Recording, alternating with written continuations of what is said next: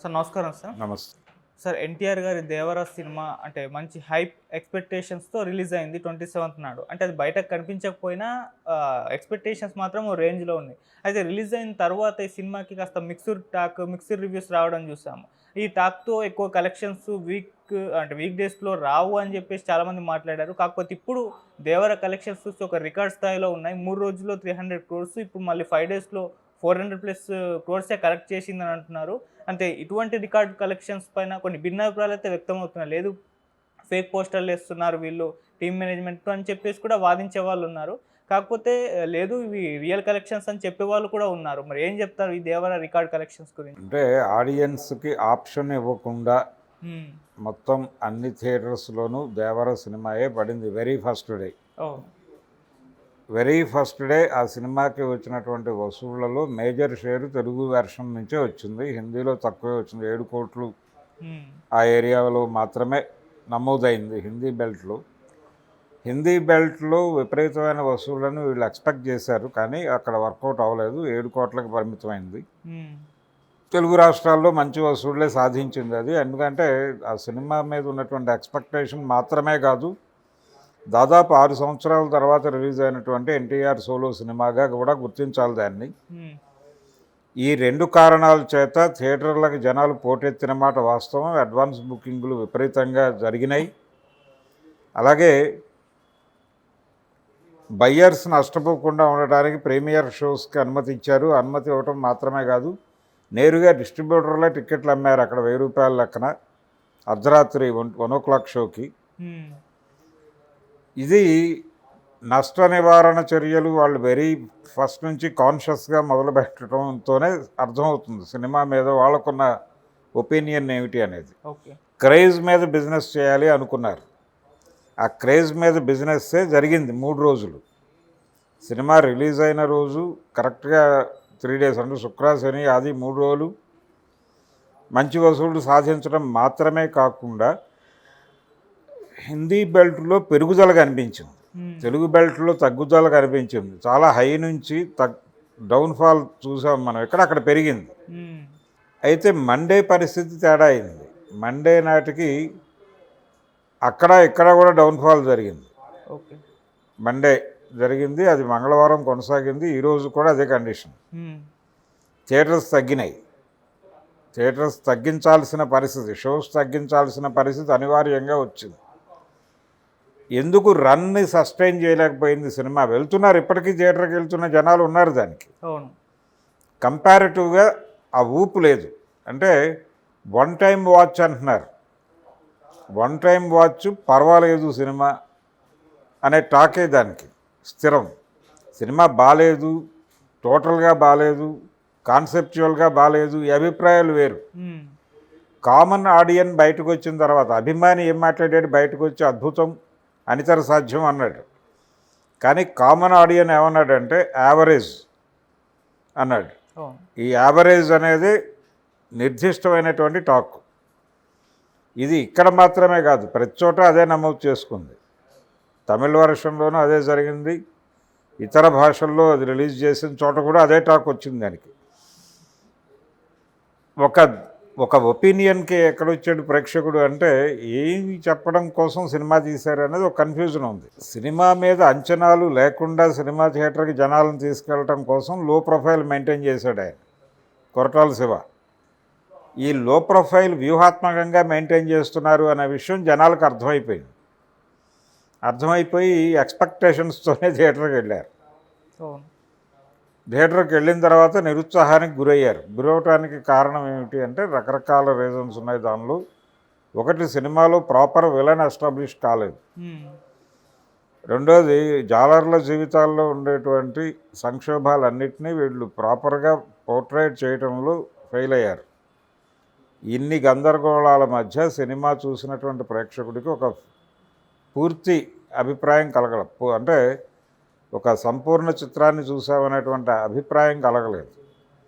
అలాగే పార్ట్ 2 కోసం వాళ్ళు చేసినటువంటి ఒక లింక్ పెట్టడం కోసం చేసినటువంటి ఒక సీన్, అది కూడా ఇన్డెప్త్ కనిపించలేదు జనాలకి, జీర్ణం కాల.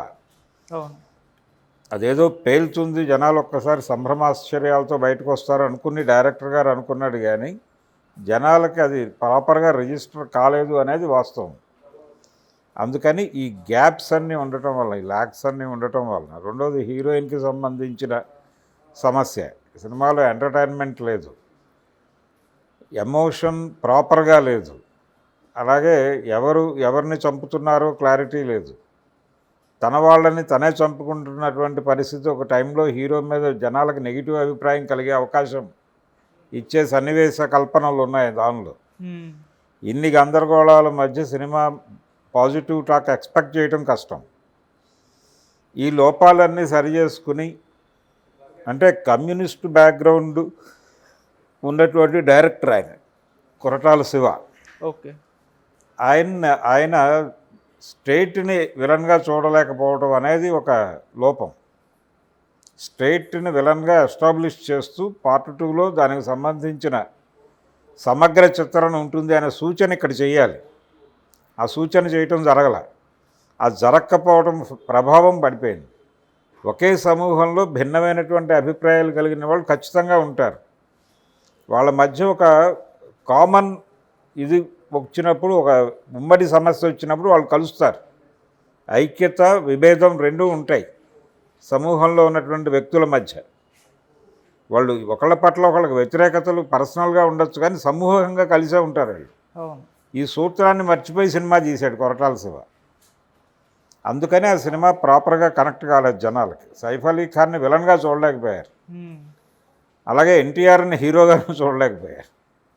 ఈ గందరగోళం మధ్య బయటకు వచ్చి ఏం చెప్పాలో అర్థం కాక యావరేజ్ అనే మాట అన్నారు, కానీ ఎవరిని తృప్తిపరచలేదు. వన్ టైం వాచ్ అనే టాకే నిలకడగా నిలబడింది. ఆ వన్ టైం వాచ్ అయిపోయింది.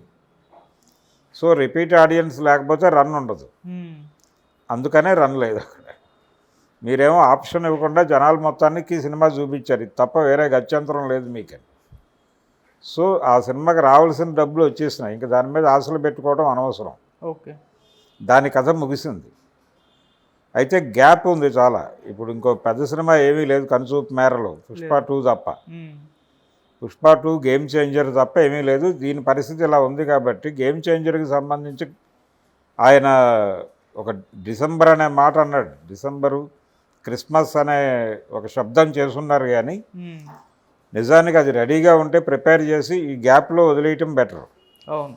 దేవర హవా ముగిసింది కాబట్టి ఈ గ్యాప్ని వేస్ట్ చేసుకోకుండా ఈ గ్యాప్లో వేసేసుకుంటే పుష్ప వేడికి దానికి ప్రాబ్లం ఉండదు. అప్పుడు దిల్ రాజు గారు ఆ రకంగా ఏమన్నా ముందుకు లాక్కొస్తాడంటే, ప్రమోషనల్ యాక్టివిటీ బాగానే మొదలుపెట్టారు. నిన్న పాట రిలీజ్ అయింది, దానికి సంబంధించి ఓ చర్చ జరుగుతోంది బయట. శంకర్తో ప్రాపర్గా చేయించుకున్నాడు ఆయన దిల్ రాజు, తన అనుభవాన్ని రంగరించి అనే మాట వినిపిస్తోంది.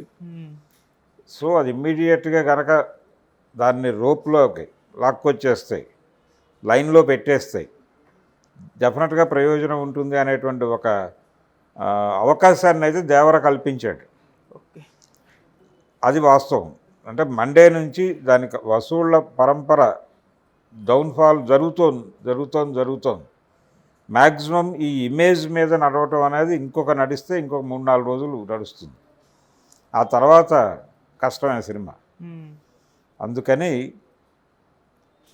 సినిమా కథ అంటే హీరో మీద ఎంత నడవగలదో అంత నడిచేసింది, అది అయిపోయింది.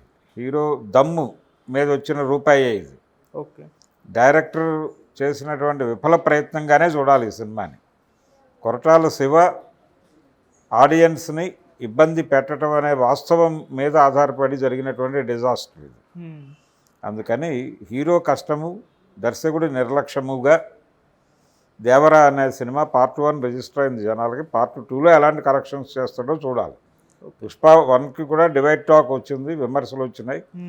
ఆ విమర్శల్ని సరి చేసుకోవడం కోసం గ్యాప్ తీసుకున్నాడు ఆయన స్క్రిప్ట్ డిజైన్కి పార్ట్ 2కి. దాంతోపాటు ఇంకా అనేక కారణాలు తోడై అది విపరీతంగా డిలే అయ్యి 3 ఏళ్ల తర్వాత ఇప్పుడు రిలీజ్ అవ్వబోతోంది. మరి పుష్ప 2కి ఆ పరిస్థితి ఉన్నప్పుడు దేవర 2కి మరి ఈయన ఏం చేస్తాడో చూడాలి. ఈలోపు ఎన్టీఆర్ కమిట్ అయిన సినిమాలు 2-3 ఉన్నాయి. అవి కంప్లీట్ అయిన తర్వాత మళ్ళీ దేవరాకి రావాలి. ఈ లోపల ఇది మర్చిపోయి మళ్ళీ దేవర ఫ్రెష్గా చూస్తారు జనాలు. ఇది టోటల్గా దేవర వసూళ్లకు సంబంధించినటువంటి అంచనాలు. ఇది రికార్డులు బద్దలు కొట్టడమో